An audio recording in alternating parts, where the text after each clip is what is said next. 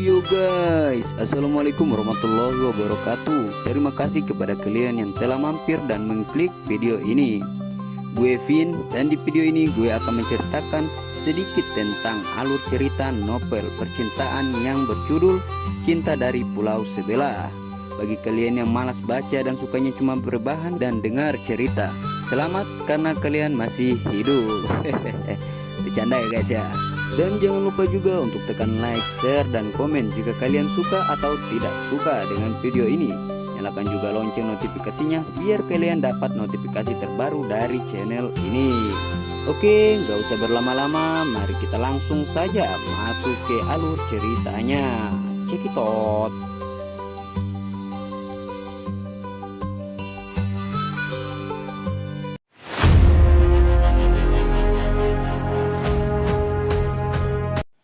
Pagi di Jakarta datang dengan suara klakson, bukan kicauan burung.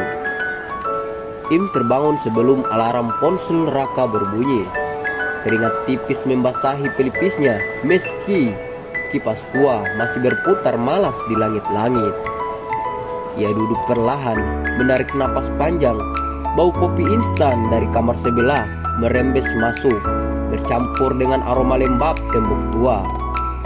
Bangun pagi amat, gumam Raka sambil mengecek mata. Biasanya orang patah hati itu bangunnya siang. Im melirik. Biasanya orang banyak omong ditinggal. Wah. Raka terkekeh, mulai berani nyerang. Im berdiri, meraih handuk. Hari ini aku mau lebih serius. Raka pun menoleh, alisnya terangkat.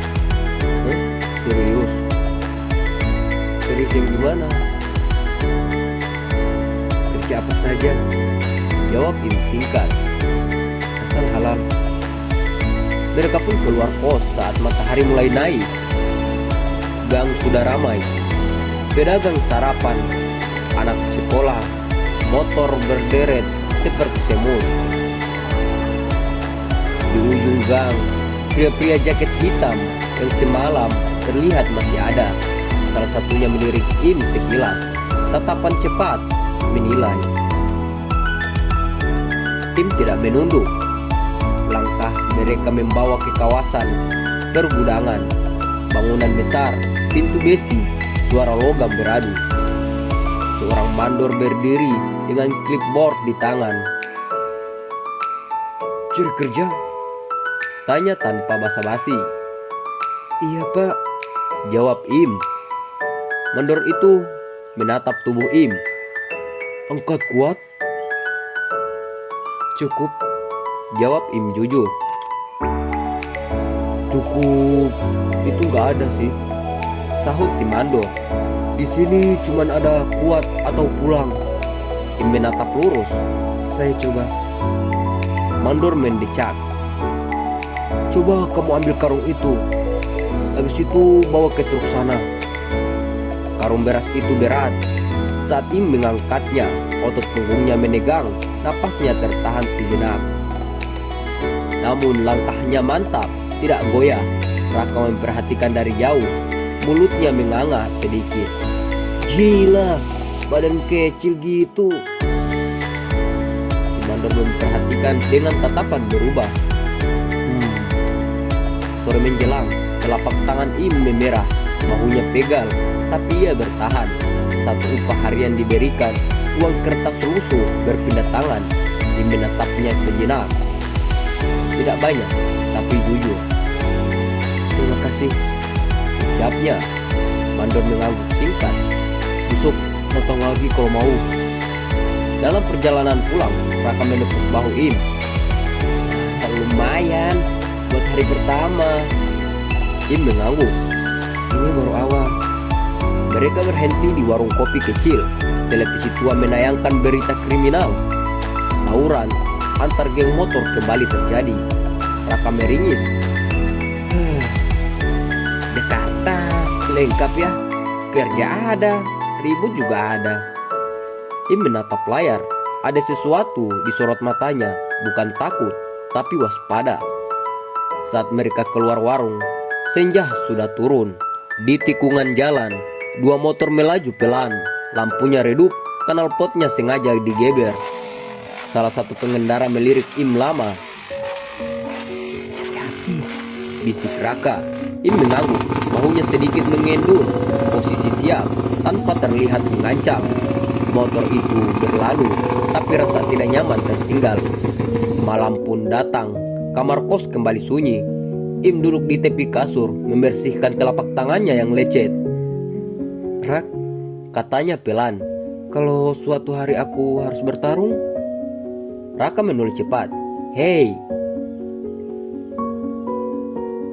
bukan karena aku cari masalah," lanjut Im menatap lurus, "tapi karena masalah yang datang ke aku."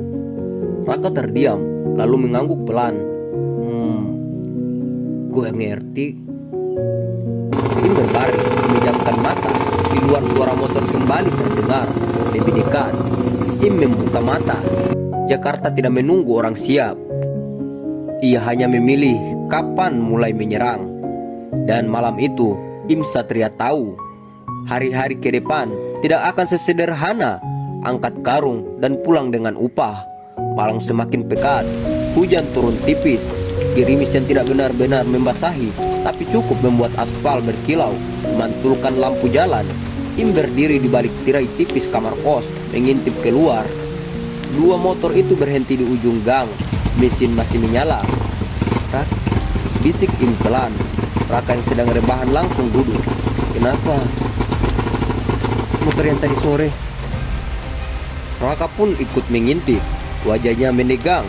"Sial, jangan bilang mereka nyari ribut."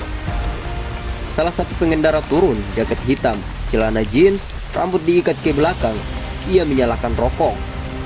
Api menyala, wajahnya sekilas terlihat. Tatapannya menyapu deretan kos seperti sedang menghitung. Im meraih sandal. Raka refleks menahan lengannya. "Jangan bodoh. Aku cuma mau dengar," jawab Im tenang. "Bukan cari masalah. Di Jakarta, dengar aja bisa jadi masalah." Im tersenyum tipis. "Kalau aku sembunyi terus, kapan belajarnya?" Raka mendesak. "Kepala batu." Im melangkah keluar. Hujan menyentuh rambut dan bahunya. Udara dingin menyelinap ke kulit. Langkah kakinya pelan. Pria berjaket hitam menoleh, matanya menyipit. "Hei," katanya suara serak. "Lu anak baru ya?" Im berhenti sekitar 3 meter. "Iya." "Kerja di gudang utara?" Im tidak langsung menjawab. "Kenapa?" Pria itu terkekeh. Asap rokok keluar dari mulutnya. "Santai, cuma nanya." Pengendara lain ikut turun, lebih besar, leher penuh tato samar. "Nama gue Damar," kata yang pertama. "Ini wilayah kami." Im mengangguk kecil. "Im, kamu siapa?" "Im aja." Hening sesaat. Hujan terdengar lebih jelas. Damar mendekat setengah langkah. "Aturannya simpel. Kalau mau aman, tahu diri." Im menatap lurus. "Aku datang buat kerja, bukan cari masalah." Damar tersenyum miring. "Semua juga bilang gitu." Tiba-tiba suara dari belakang memecah suasana. "Hei!" Raka keluar dengan sandal jepit dan kaos lusuh. "Ini gang kos, Bang. Kalau mau nongkrong di warung sana." Damar melirik Raka, lalu tertawa pendek. "Wah, rame." Im sedikit menggeser posisi. Tanpa disadari, ia berdiri setengah melindungi Raka. Gerakan kecil, tapi cukup terlihat. Tato di leher pria besar itu berdenyut. "Lu geran juga ya." Im bicara datar. "Aku cuma gak suka ribut." Pria besar itu maju setengah langkah lagi. Telapak tangan Damar menahan dada rekannya. "Udah."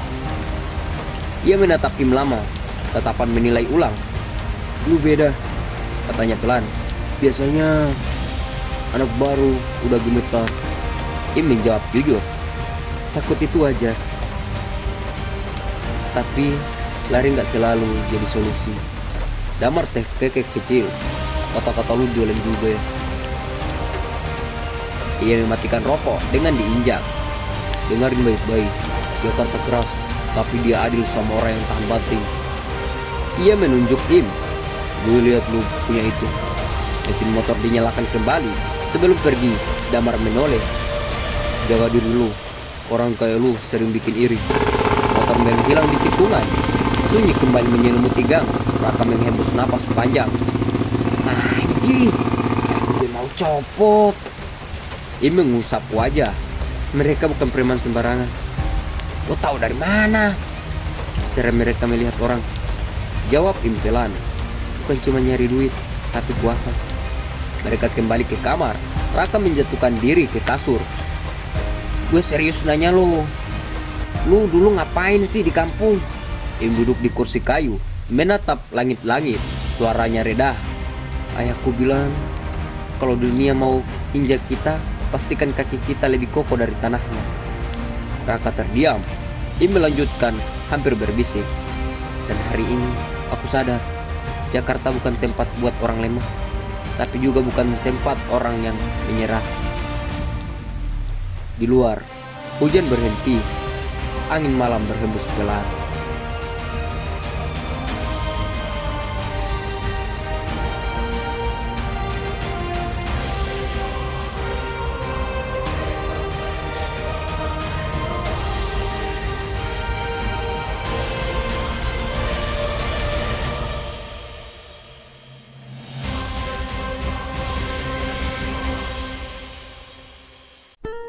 Oke, mungkin hanya segitu dulu pembahasan kali ini.